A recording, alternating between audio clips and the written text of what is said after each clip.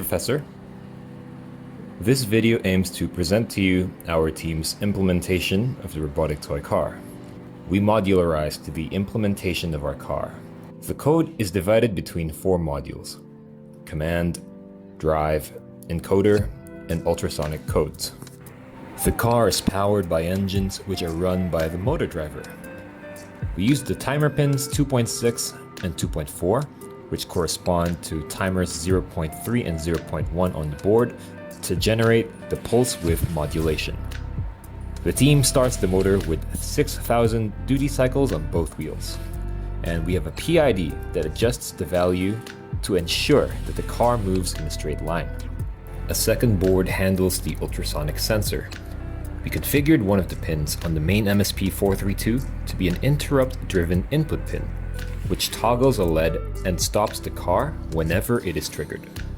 With the help of the ESP Wi-Fi module, it is also able to send data to the web portal using a stored variable. The wheel encoder lets us program how far the car travels, allows it to turn, and enables us to implement a PID so that the car can correct itself when traveling along a straight line. This module lets us calculate the total distance that the car has traveled, and we are able to use the Wi-Fi module to send this data into the web portal. Speed is calculated using notches for left and right per minute. Here is the formula we used. The team did extensive research to implement the PID, and we found useful tutorials to help us. Using the left and right wheel encoder data, we regulated the speed of each wheel.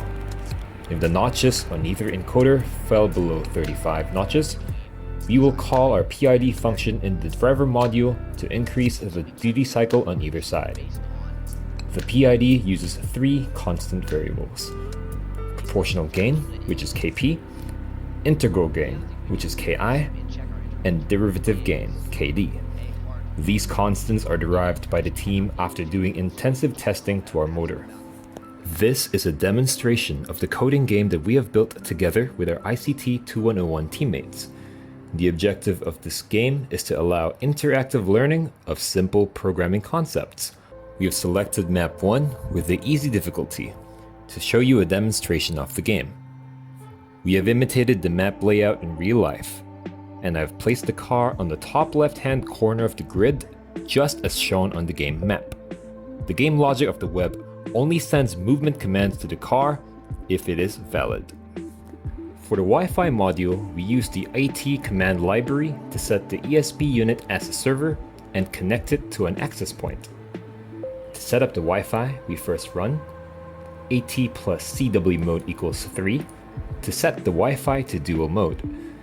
Using the mode 3 allows our ESP to be an AP host and client. Then we use the driver lib to connect to the Wi-Fi using our ESP, using the command AT plus CWJAP with the arguments our access point name and password. We then start the server using the command AT plus CIPMUX equals 1 to allow multiple connections to our ESP, meaning we can use 2 of the web portals to control our car. Finally, we start the server on port 80 by running an AT plus CIP server equals 1, 80. Other additional steps that we have preset include obtaining the ESP station IP using 80 plus CIFSR ? Now, we will be getting some sensor data from the car. For our web portal, we used Telnet. While doing our research on ESP, we found some videos that use Telnet mobile applications to connect to ESP. Since our 2101 group is using Python Flask, this gives us an idea to use the readily available Telnet library on Python.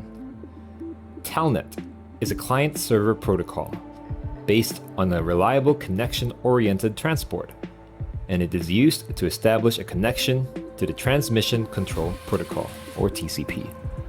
Thank you for your time, Professor, and enjoy our car!